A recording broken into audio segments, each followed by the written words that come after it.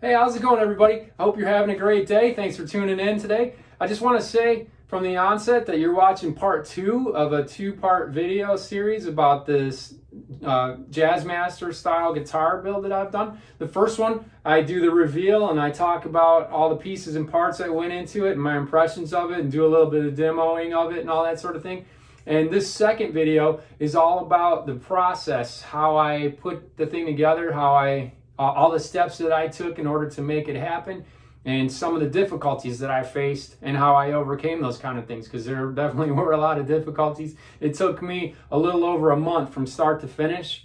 So I want to show you guys some of the behind the scenes when I was doing the electronics and the painting and all that kind of thing. So I'll sit back and relax. I hope you'll watch till the end. And all right, without any further delay, here we go.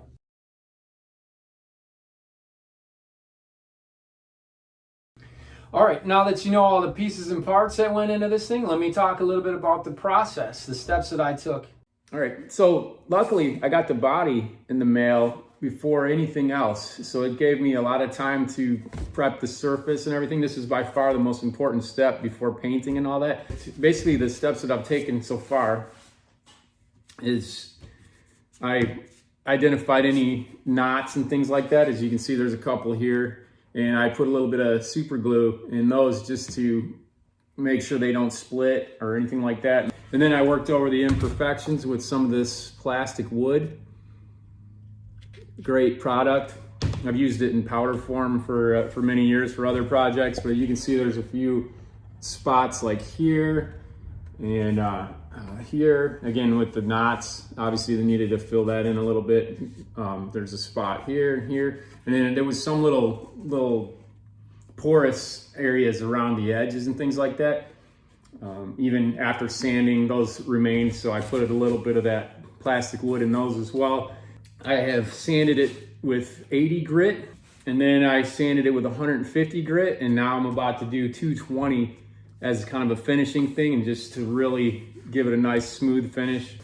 So like I said, next up, I have my 220 and my little sanding block that I've been using. And I also, I do that for the larger surface, like the top and the back. And then for the edges, I'll cut myself a little piece like this and just work it by hand.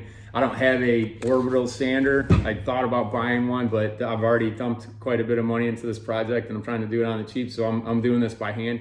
And then my next step was to cut out the neck shape. I basically downloaded a template for the Jazzmaster style headstock, and I also kind of used my Squire Classic Vibe 70s Jaguar because it has a very similar the big Fender's headstock. So I kind of used that as a rough guesstimate as well too, and checked how the template looked as well, just made sure the holes were lining up and all that sort of thing. So that was my next step, get the headstock ready to go. And then I addressed the fretboard. Then I moved on to basically like kind of dry fitting the neck with the body. And I found out that basically the scale was a little bit too long, so I had to trim off some of the bottom here in order to make it fit correctly and line up with where I was going to drill the bridge holes. I wanted to make sure I was hitting that 25.5-inch scale mark perfectly, so I had to trim off some of the bottom of the neck. And then I dry fit the pick guard. I drilled all the holes for the pick guard. I drilled the holes for the bridge, and then I drilled all the holes for the headstock as well. So I did all the hole drilling. Okay, so the next step up was the painting. All right, it's a lovely day here in Michigan. I'm getting ready to paint my guitar. Thought I'd give you guys a little tour of my workspace before I get started here.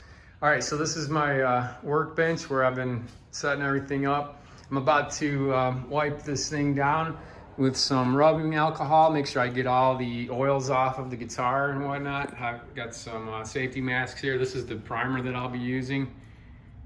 Rust-Oleum sandable primer. And I set up the guitar with basically a piece of wood that I cut out so that I can spray the whole thing. The garage door open several feet with a fan blowing outwards, so in order to properly ventilate. All right, I'm gonna get started here.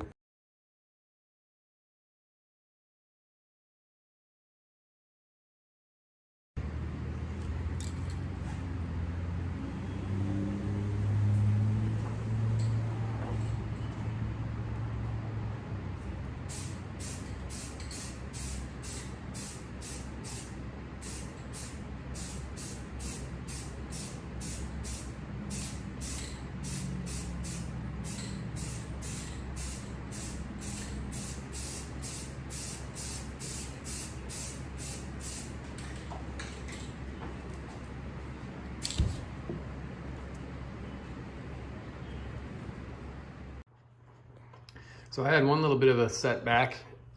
Yesterday I sprayed a couple of coats of this sandable primer, and to my dismay, basically the surface came out really chalky and super thick. So I had to go through and re-sand everything.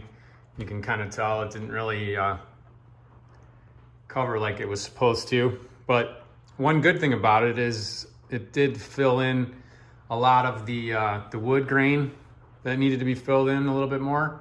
And also it showed me a couple of areas where I needed to patch a little bit. So I hit a couple more spots. I got it all smoothed out again after some sanding and reworking it quite a bit for a couple hours. And now I got this regular primer that I'm gonna put maybe 1 or 2 light coats on it and see how it does, and then sand that a little bit and then get ready to actually shoot the color. Just hit it with a 3rd coat of the other primer, and already I'm just much happier with the results. Starting to look like a guitar project now. Much better. Went on so much smoother. Such a nicer looking base coat. I'm gonna let this dry overnight and then get to painting with the real color. Also did the headstock, the same primer, so feeling pretty good about it. All right, primer's all dry, and I just did some wet sanding with 800 grit sandpaper, and the difference is night and day. Super smooth finish. Ready for some color tomorrow. I'm gonna let it dry all night and get ready to paint tomorrow. I'm really excited about how it's turning out.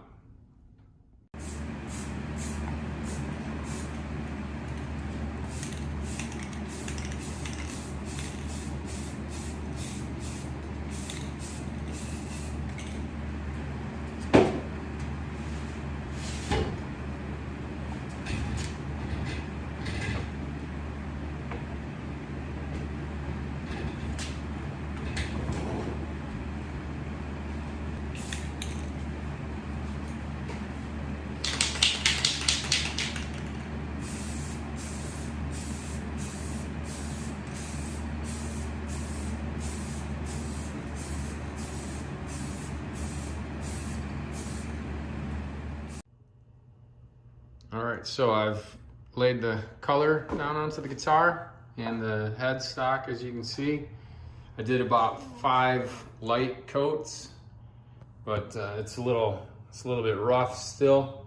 So I'm gonna wet sand it with some 1000 grit really lightly, just to smooth up the finish before doing my clear metal flake, and then the clear. Of course, I gotta do my headstock decal before I do the clear as well, so I gotta remember to do that. But color-wise, I'm super happy with the color. Really liking the color. So, all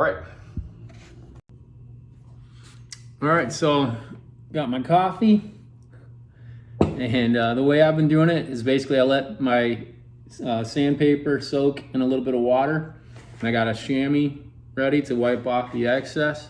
And I gotta say, this is my first time wet sanding anything. When I did the primer coat, this is the first time I've ever done any wet sanding. I vastly prefer it to just dry sanding because of the dust. I absolutely hated the dust kicked up by the dry sanding. So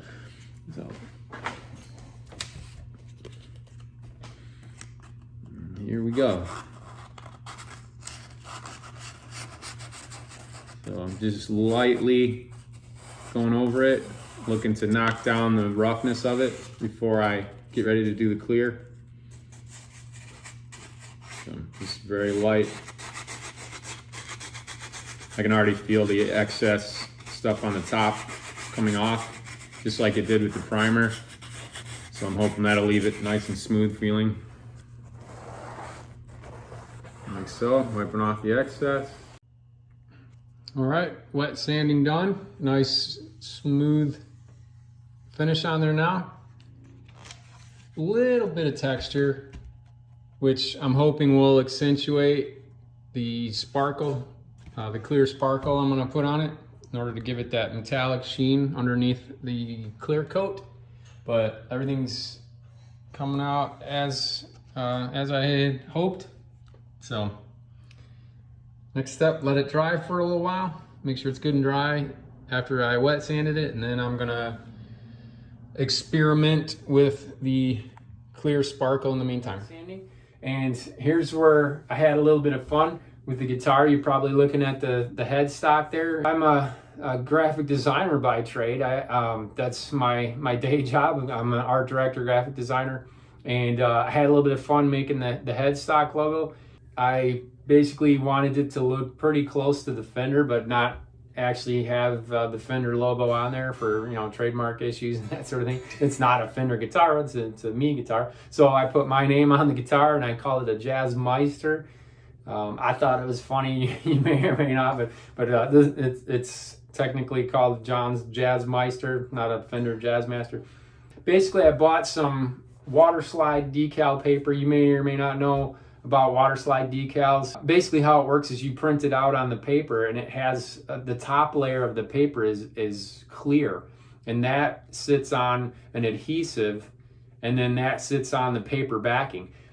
And whenever you add water, it causes that adhesive to loosen up, and then you can slide the clear part off onto whatever you want it to be on, and then let it dry, and then the adhesive dries again, and it stays in place. But the trick is you print it on your inkjet printer, and then you have to hit that with an oil-based fixative of some type so that it stays intact whenever you put it in water and then slide it off onto your surface. So that's how that worked. Once I got the headstock logo just the way I wanted it and positioned right, I then moved on to a clear sparkle paint. Basically, it's a clear coat that has a sparkle to it. All right, this is where the fun begins. I'm going to spray this glitter effect on the paint before I do the clear coat, just a light dusting. I already did a test of it and it looks awesome. I'm really hoping it comes out like it did in the test.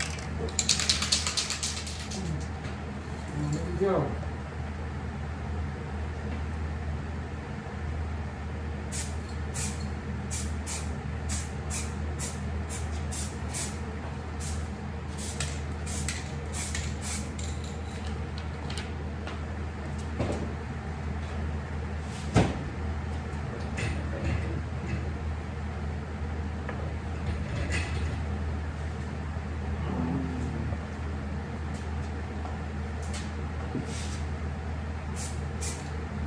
Yeah, I don't know if you guys can see that on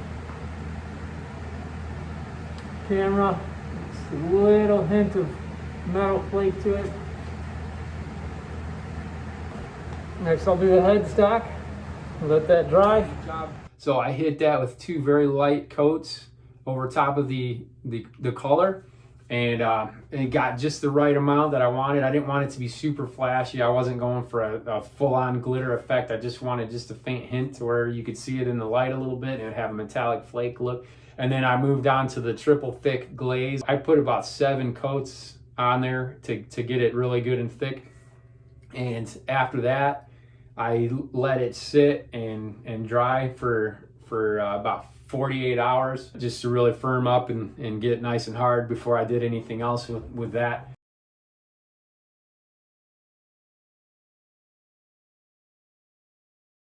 All right, I've got all my coats of clear on there, and I've given it plenty of time to harden and set up, which brings me to the next portion, which is going to be the wet sanding with different grades of sandpaper.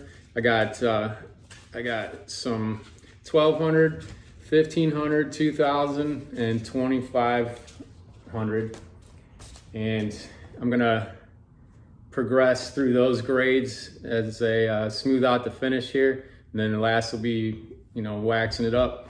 I have to say, with this build, the most challenging and time consuming of the whole project has been this painting part. It's really difficult to, I'm kind of impatient by nature, and it's really difficult not to rush through it. But that said, I'm pretty happy with how this is coming out so far. Nice and smooth finish so far. I've already sanded it with an 1000 grit just to knock down that orange peel quite a bit. The headstock I'm most excited about. I basically, after doing the base coat of color, I had a nice smooth surface there to adhere that water slide decal to. And then I put the sparkle over top of that, just like everything else. And then all my coats of clear over top of that. So I'm super happy with how that came out. You can see the sparkle and the shine, and the decal looks like it's just always been there. And you know, just a little bit of orange peel, which I'm gonna take care of right now.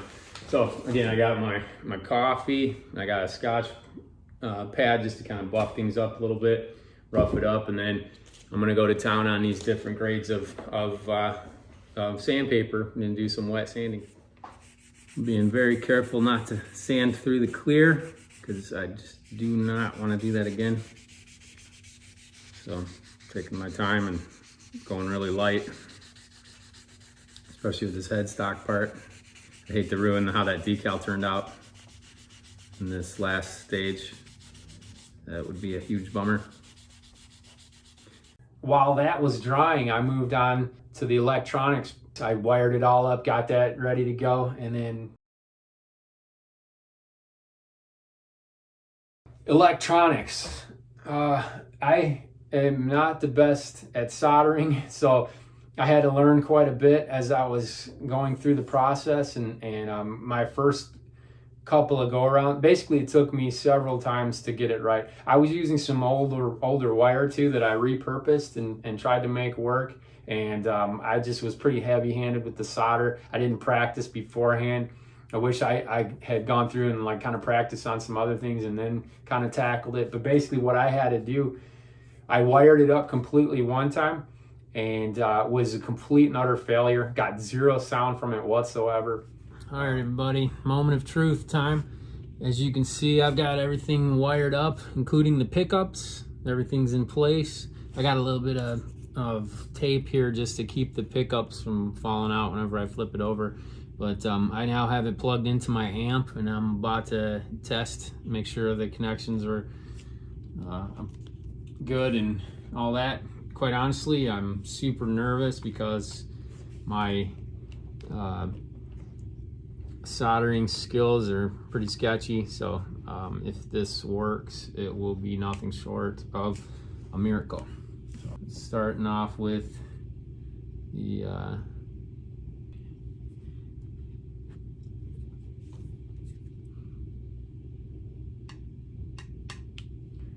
nothing there. Let's turn it up.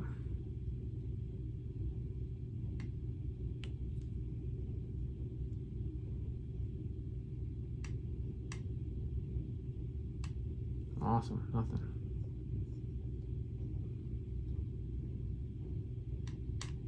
Well, that's disheartening.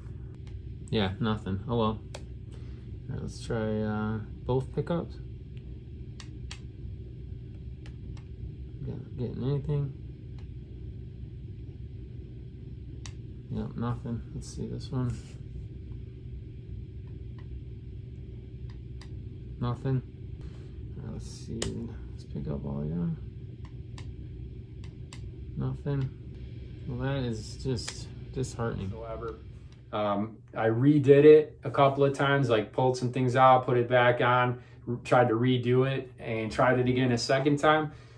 Totally nothing, totally silent. It was very disappointing. I was super frustrated with how that turned out. Ultimately, third time was the charm. I ended up perfect. All right, I'm all ready to go for round 2 of the wiring hookup. The first time around, I plugged everything in, didn't get any sound or signal whatsoever. Tried a bunch of different things, and just couldn't figure it out. So I basically stripped everything apart, had to desolder everything, cleaned up the parts really good, all the contacts, so that I could resolder everything nice and clean. So all the components are cleaned up. I checked them with my multimeter to make sure everything was working properly. And I suspect the first time around, it was one of two things. Either one, some wire that I was using. I literally was using old reappropriated wire from another wiring harness that I had laying around. I suspect that was a big part of the problem because it was just straight up copper wire with no pre-tinned ends or anything like that. I suspect that was a major part of the problem. And another part of the problem was this capacitor for the rhythm circuit. I had a previous one that I was using, and I didn't do the shielding around the connector pieces, and I think it was making a ground, or grounding out somewhere in here, touching some metal. I suspect that was also part of it too. But I have some brand new wire on order. It should arrive today. It's that vintage style Gavit pushback wire, very similar to what's on the pickups. So I got some black and white coming, and then I'm gonna wire it all up and hope for the best.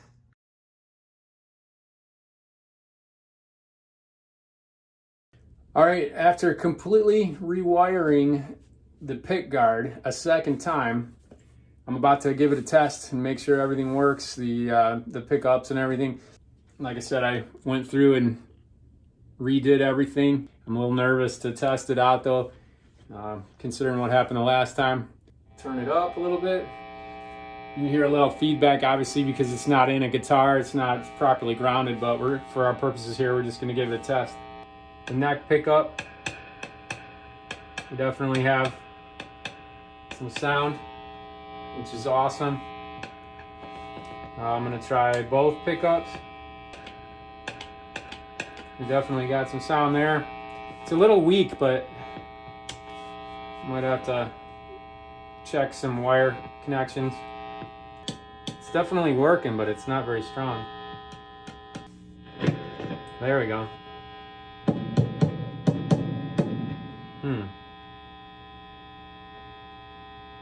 Could be this wire here. Yeah, that's what I wanted to sound. Okay. Yeah. That switch needs to be soldered a little better. All in all, a successful test. I'm gonna fix that one solder joint, and I think we'll be in business. That one seemed to be in and out when I wiggled it a little bit, but so I'll just fix that, and I think we'll be in business.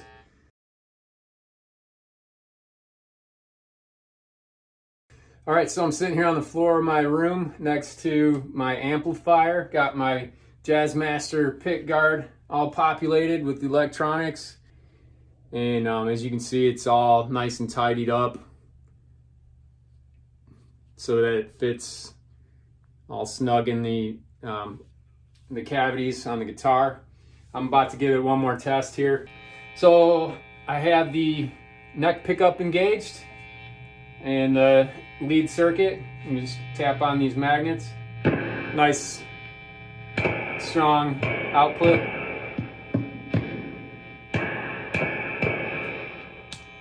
Nothing on the bridge, which is good.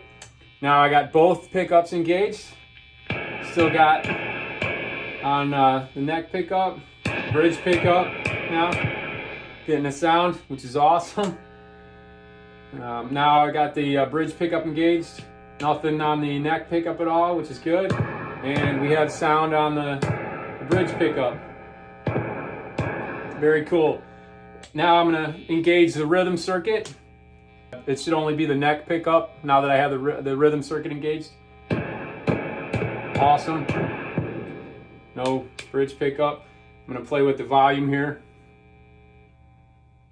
There's the volume. Awesome. Now I'm playing with the tone. Perfect. All right.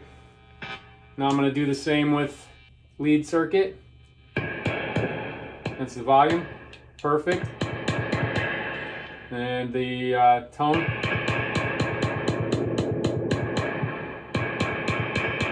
Awesome. Everything's checking out perfectly.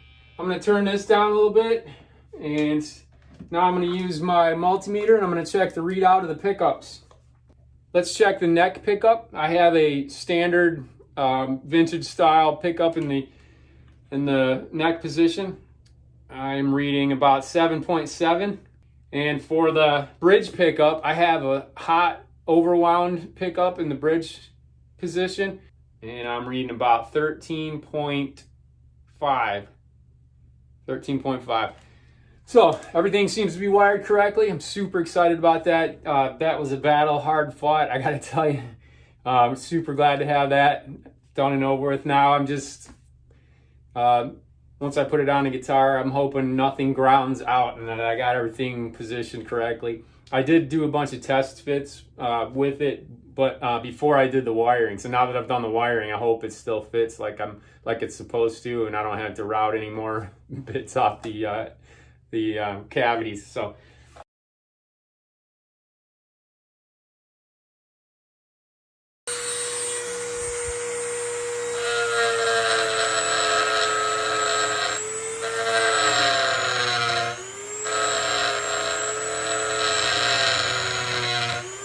oh, crap, not even close.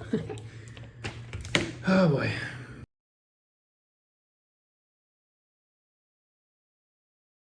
Once that was all set and tested and working, I had already installed the copper shielding on the back of the pickguard, but now I did it on the body cavities and got that. All right, so I'm back out into the garage, and as you can see, I just completed the shielding on the pickup cavities and the control cavities. Every bit of research that I've done says Jazzmasters need the shielding. So you've probably seen in my other segments with the controls on the pickguard, I've already shielded the back of the pickguard. So the goal is to have everything meet once you've put it all back together.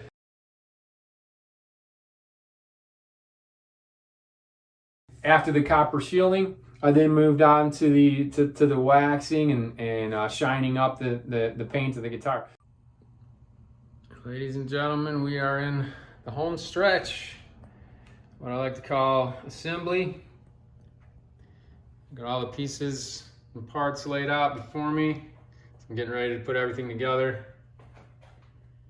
Got a few more little items to take care of before I can just start putting stuff on. Got the foam for underneath the pickups, all the hardware that I need. Everything's ready to go.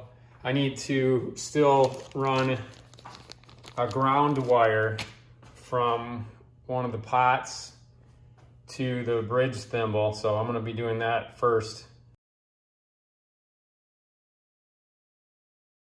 All right, the next problem that I faced, I was going to run the ground wire. You should run it from your central ground somewhere in the body cavity to the bridge thimble. That's what Fender kind of recommends that you do. I've seen it other places where people, they drill a hole from this area here into the tremolo cavity, and then they run a wire to one of the screws here, which gives a nice solid ground there. So I was going to try that, and I started to drill with basically the equipment that I had. I started to drill through to the tremolo cavity, and man, wouldn't you know it, I was a little heavy-handed with the drill and was a little overzealous, and I actually drilled a hole through the bottom of the guitar. You talk about devastation. I was so upset that day. Oh my gosh, I had to stop what I was doing and walk away for a little bit. Luckily, it wasn't a complete drill out. It was just enough to start peeking out, and I realized that I had to angle off terribly, and it was like actually coming out the bottom of the guitar after it had been painted and all of that. So that was just an utter disaster. I managed to push that back down, and luckily it didn't require too much patchwork. I was able to retouch the paint. Basically what I did was I sprayed some of the color into a cup, and then I painted that onto that area, and then I redid the clear coat around it. So, but that was just a disaster. Like, what kind of boneheaded move? I mean, absolute disaster.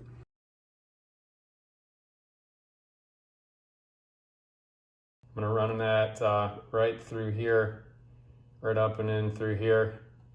So I'm gonna go the traditional route of putting the ground here and the bridge thimble. But everything else is ready to go. I did a fret job on here. Everything's nice and smooth. I polished the frets up quite a bit. Put a new nut on here. This is a bone nut.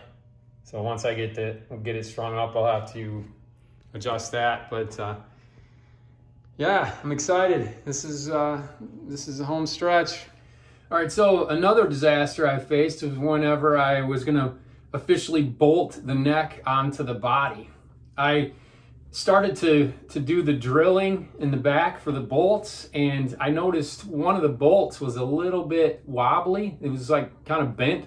So I took a good look at it, and it just didn't look quite right. But it was pretty late at night, and I was really just wanting to get the project done, and I was just like, you know what, I'm just gonna plow through it. I'm gonna ignore my instincts and just go for it. So I started doing the drilling, and I got all the bolts all the way in, except for that one. And as I was drilling that one in the rest of the way, it was really kind of fighting me. And wouldn't you know it, it broke. That bolt broke. Well, I had everything measured up and ready to go. And I started to put the neck on, and I had a major catastrophe happen. As I was putting the neck plate on, I had it all sized up and perfectly angled and everything, and one of the bolts broke. I was pretty upset about that, and I just spent the last, probably an hour removing it from there. Thank God I was able to get that out, and it didn't do too much damage to the neck. That hole's a little wider than I would like. It's that top left one. You can see some gouging that I had to do in order to pry it apart, and it just defied all getting it out. I had one of these like reverse thread tap things that I was trying to use, and that wasn't working. But after some elbow grease, it finally popped loose, and man, I'm probably gonna leave off for tonight. I was so close to getting this thing together, but yeah, that's how it goes sometimes. So I'm probably gonna put some wood filler in these holes tonight and let it dry really good. And yeah, that's how it goes sometimes. That was pretty much a nightmare. That basically that consumed the rest of the night. It took me a good probably hour and a half to solve that issue.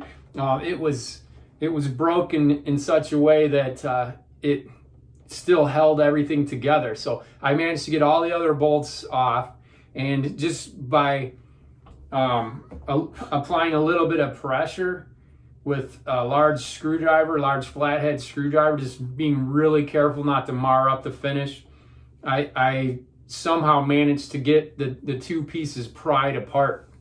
And then the rest of the bolt was stuck in the body. So the body itself doesn't matter if the hole's a tad bit wider. What really matters is if you screw up the hole on the neck itself. So luckily that wasn't too bad. It had barely started to go into the neck when it broke, so it didn't damage that too much at all. So I was able to just kind of use a little bit of that plastic wood stuff on the back of the neck, and then on the body, I took a very small drill and I drilled a few other little holes around the broken bolt piece itself. And then I had a tap and a hammer, and I managed to get that bolt out the rest of the way. Again, it took me like an hour and a half. That was a huge bummer. So after that, I just kind of put it aside for the rest of the night and came back to it. And I went out to the nearest Guitar Center, grabbed me a new neck plate, and the bolts were perfect on that one, and I went ahead and bolted it up. All right, here I am the next day, about to try to put the neck on again. I put some wood putty in here in the holes from last night, and I've also filled in those gouges, and I sanded it nice and smooth. Also went out and picked up a brand new neck plate with brand new screws. I just don't trust the ones that came with that kit yesterday that broke. I'm about to assemble this thing. I've already did a shim for the neck, and yeah, that's my face in there. Thought that'd be kind of a nice touch. So here we go.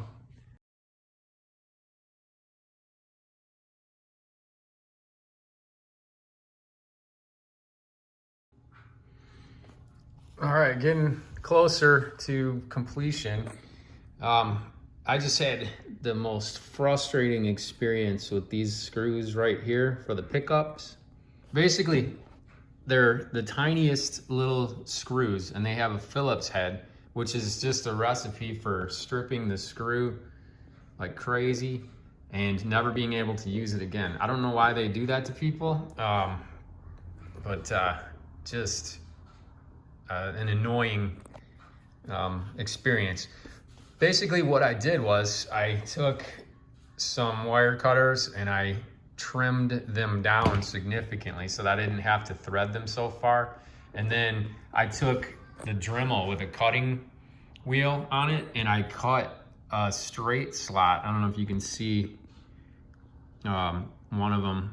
Here's a better example here. I cut a straight slot so that right across one of the grooves for the Phillips, and I was able to then tighten them down as I needed. So for the pickup height, whenever I string it up. So I'm getting ready to string it up. Another issue that I had was once I had everything strung up, I noticed that the strings were a little bit wider right here at the end of the neck. It was a little bit too wide. It didn't have that nice like taper from the nut all the way to the bridge. So the bridge saddles were a tad bit too wide. Well, I got everything together and looking the way I want it, but I did discover what the problem was with my string spacing and the trim arm. Basically, these saddles here where the string sits for the bridge are a little bit too wide for the neck. Whenever the strings come up the neck, they almost are on the outer edges of this last fret, and then a little bit wider than the bridge pickup as they connect to the bridge here. So I had to order a different bridge with a lot more slots so that I can adjust it more fine-tuned. This one is a vintage Fender one that I managed to get off of Reverb for a pretty good price, and it has string grooves all the way across each saddle, so you can adjust however you want. That solved that problem. And the last problem that I faced, I got the tremolo system bolted on, all set to go, and I noticed it just didn't feel right. I couldn't put my finger on it, and I took a good look at it, and I realized that I stupidly ordered the left-handed one. The collet and trim arm is supposed to be here, not here. There's just no way to flip that around. So I also ordered another one of these, and while I did, I got one with the lock button too. So might as well go full vintage. But it's also an unbranded one too, so I'm hoping for the best whenever that comes, and hopefully I'll be able to get that all squared away. This was the other one that I had. As you can see, the arm is on the top instead of on the bottom where it should be. So it wasn't lining up with the strings at all.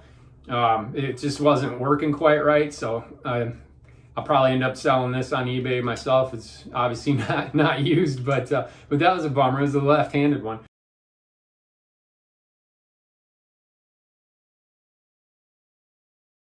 I bolted the new one on once I got it, and everything operated correctly. And then I put the strings on, and guess what?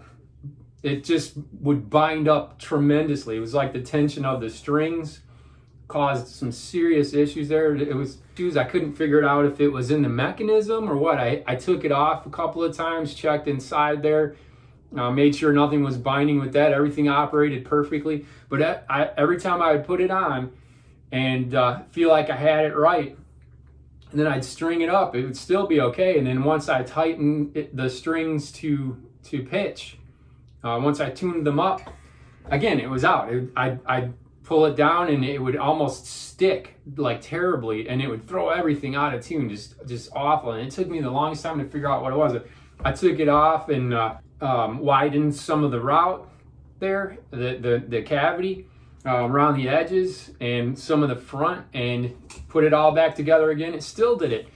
And finally realized it was the very front of the cavity that was causing the issue. Once I put everything on and strung it up, the tension of the strings kind of pulled it forward a little bit inside there, and it was just binding up terribly on the front of it. It was the weirdest thing though. Without string tension, it operated perfectly. With string tension, it caused it to just that terrible friction. And I must have routed it about 3 or 4 times before I finally got enough space in there. And once I got all that taken care of, it was like the clouds lifted, the storm went away, and the sun came out, and it played perfectly. It was like night and day. It operated exactly as it's supposed to. It's just, so lesson learned there.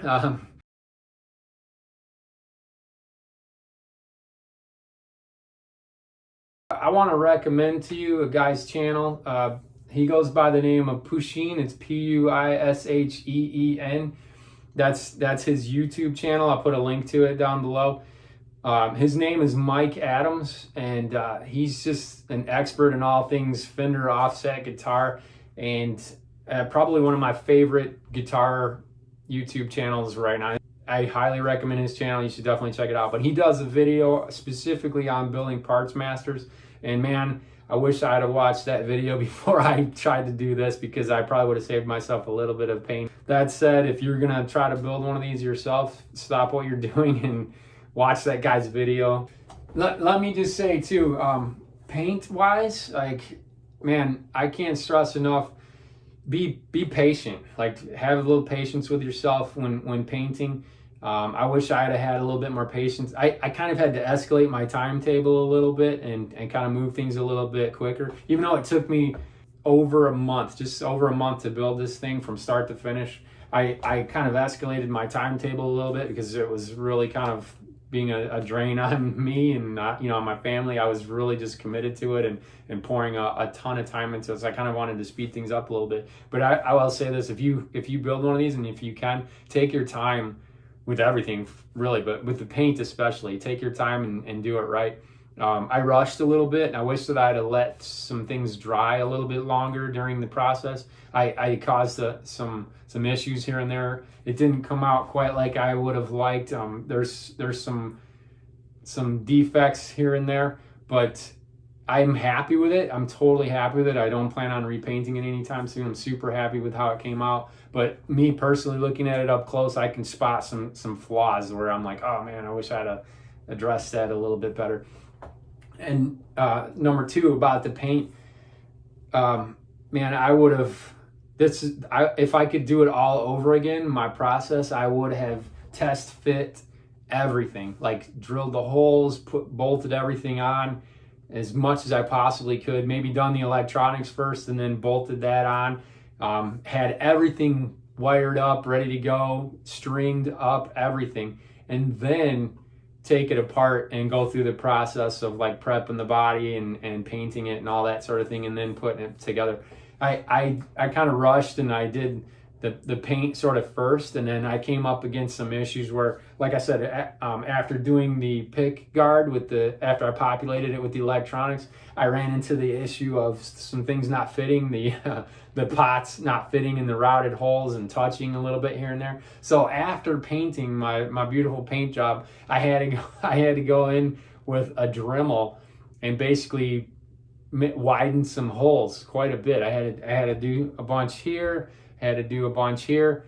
It's just not what you want to do after you've done your paint job. Like, God forbid you jerk the Dremel across your paint job or something like that. And I came close to it a couple of times because that thing is spinning quite a bit, and you just want to be really careful. So if I could do it again, I would have test fit everything and then done the paint.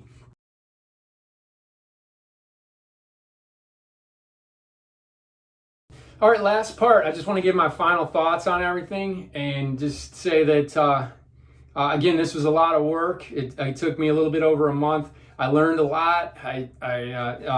My soldering was absolutely terrible in the beginning. I now have kind of gotten over my fear of soldering and wiring and that sort of thing. I am definitely happy with how this thing came out. It plays way better than I could have even hoped it would. I just couldn't be happier. I'm super geeked about it. Again, the paint job, it's not the greatest, but you know what? It's good enough. It's imperfect like me, so it has a few little nicks and dings and some weird spots on there, like the spot where I almost drilled through the back. It has a few little flaws that I notice when I look at it up close, but other than that, I'm super happy with the color, super happy with the finish, the way it came out. I hope it lasts a long time.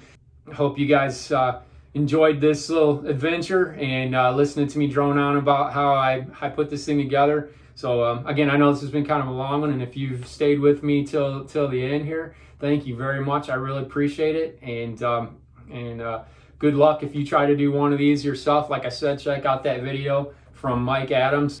Again, thanks for watching, everybody, and we'll see you in the next one. Thanks.